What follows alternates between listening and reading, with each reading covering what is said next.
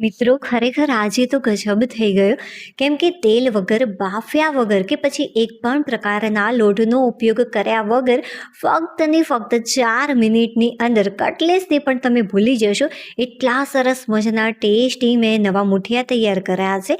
હવે તમે ચોક્કસથી મેથીના કે દૂધીના મુઠિયા ખાવાનું તો ભૂલી જ જશો. મોઢામાં મૂકતા જ પાણી પાણી થઈ જશે, એટલા સરસ મજાના ટેસ્ટી અને લાજવાબ લાગે છે. ચાલો ભાઈ ફટાફટ હું આ ટેસ્ટી મુઠિયાનો ટેસ્ટ કરી લઉં અને તમને સાચી માહિતી આપું કે મને કેવા લાગે. વાવ, ખરેખર સુપર્બ A1 બન્યા હશે. તો ચાલો ફટાફટ બનાવવાની શરૂઆત કરી દઈએ. તો આ માટે સૌથી પહેલા મેં લીધું છે એક નંગ કાચું બટાકું. જે છાલ છે આપણે ફટાફટ દૂર કરી લઈશું. આ રીતે પાતળી છાલ તમારે દૂર કરી દેવાની.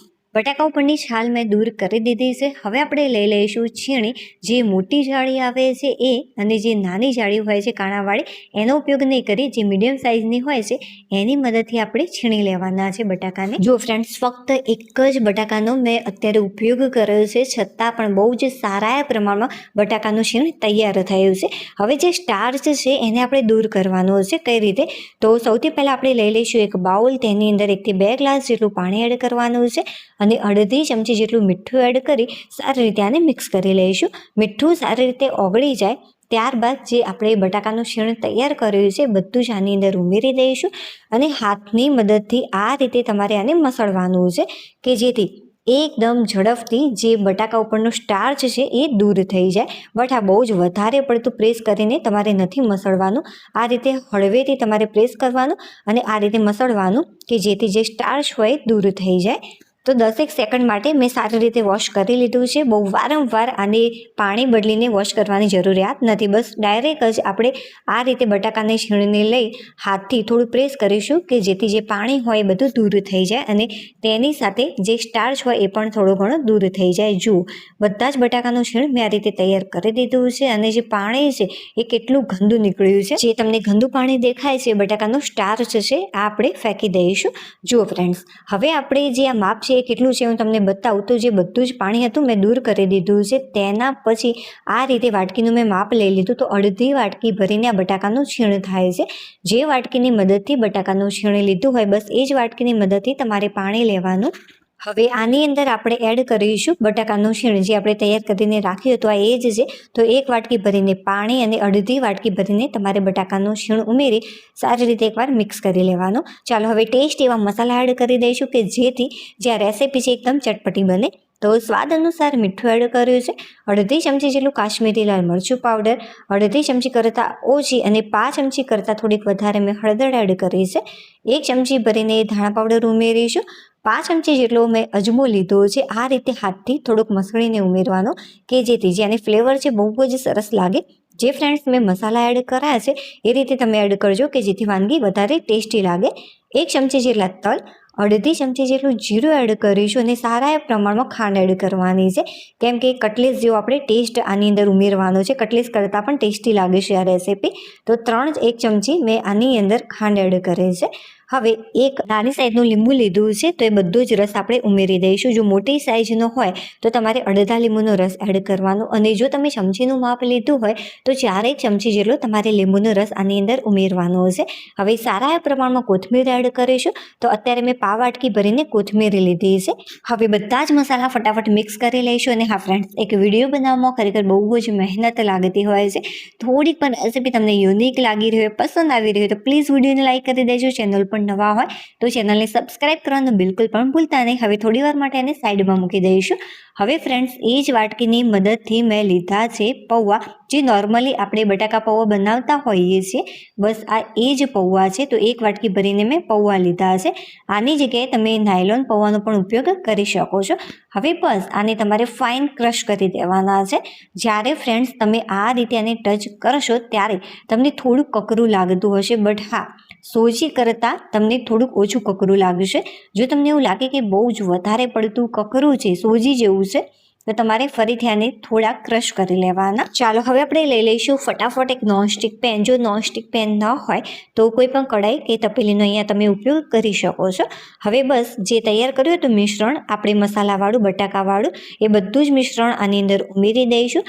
શરૂઆતમાં જે ગેસની ફ્લેમ છે તમારે બહુ ફાસ્ટ પણ નથી રાખવાની અને બહુ ધીમી પણ નથી રાખવાની, કેમ કે જો ફાસ્ટ રાખશો તો પાણી ઝડપથી બળી જશે અને બહુ ધીમી રાખશો તો આને કૂક થતાં બહુ જ ટાઈમ લાગશે. એટલા માટે જે ગેસની ફ્લેમ છે આપણે મીડિયમ રાખીશું અને મીડિયમ ફ્લેમ ઉપર થોડી વાર માટે આપણે આને કૂક કરવાનું છે. જો બટાકાનો જે સ્ટાર્ચ હતો એ આપણે દૂર કરી દીધો છે, એટલા માટે જે બટાકાનું છીણ છે ઝડપથી કૂક થઈ જતું હોય છે. આને સતત મિક્સ કરવાની જરૂરિયાત નથી, વચ્ચે વચ્ચે આપણે આ રીતે આને મિક્સ કરતા રહીશું. અને જે ગેસની ફ્લેમ છે મીડિયમ રાખવાની. જુઓ આ રીતે પાણી સારી રીતે ઉકળવા લાગે ત્યારબાદ જે ગેસની ફ્લેમ છે એકદમ ધીમી કરી અડધી મિનિટ માટે તમારે એને કૂક કરવાનું છે, જેથી જે બટાકાની થોડી ઘણી કચાશ હોય એ દૂર થઈ જાય. અને ત્યારબાદ તરત જ આપણે જે પાવડર કરીને રાખ્યો હતો પૌવાનો, એ આપણે આ રીતે થોડો થોડો કરીને આની અંદર એડ કરતા જઈશું અને આ રીતે મિક્સ કરતા જઈશું કે જેથી આની અંદર ગાંઠો ન પડી જાય. જે ગેસની ફ્લેમ છે એકદમ તમારે ધીમી કરી દેવાની જ્યારે પણ તમે પૌવા ક્રશ કરેલા એડ કરો છો ત્યારે. જો આ રીતે આપણે થોડું થોડું કરીને ભૂક્કો એડ કરતા જઈશું અને આ રીતે મિક્સ કરતા જઈશું. જો તમને એવું લાગે કે પાણીનું જે પ્રમાણ છે કદાચ તમારાથી થોડું ઘણું વધારે પડી જાય તો શું કરવાનું, કદાચ ઓછું પડી જાય તો શું કરવાનું. જુઓ કદાચ તમને એવું લાગે કે પાણીનું પ્રમાણ ઓછું છે તો તમારે શું કરવાનું, તમારે થોડુંક પાણી આની અંદર ઉમેરી દેવાનું અને ત્યારબાદ મિક્સ કરી દેવાનું. જો વધારે પડતું ડ્રાય થઈ ગયું હોય તો, જો બહુ જ વધારે પડતું ડ્રાય થઈ જશે તો ખાવાની મજા નહીં આવે. એટલા માટે જે મિક્સર છે થોડુંક સોફ્ટ હશે તો વધારે ખાવાની મજા આવશે. તો તમારે થોડું પાણી ઉમેરી લાસ્ટમાં મિક્સ કરી લેવાનું, તો એકદમ પરફેક્ટ આ તૈયાર થઈ જશે. અને જો તમને એવું લાગે કે પાણીનું પ્રમાણ વધારે છે તો ગેસની ફ્લેમ તમારે ધીમી કરી અને સતત આને મિક્સ કરતા રહેવાનું. આમ કરવાથી ઘટ થઈ જતું હોય છે અને સરસ મજાનું તમને આનું રિઝલ્ટ મળશે. અને બહુ જ વધારે પડતું પાણી પડી ગયું હોય, આમ કરવાથી પણ દૂર ન થાય તો તમારે મમરા ક્રશ કરીને થોડાક એડ કરી દેવાના અથવા તો પૌવા ક્રશ કરીને થોડાક એડ કરી દેવાના કે જેથી આ પરફેક્ટ આ ટાઈપનું તૈયાર થઈ જશે.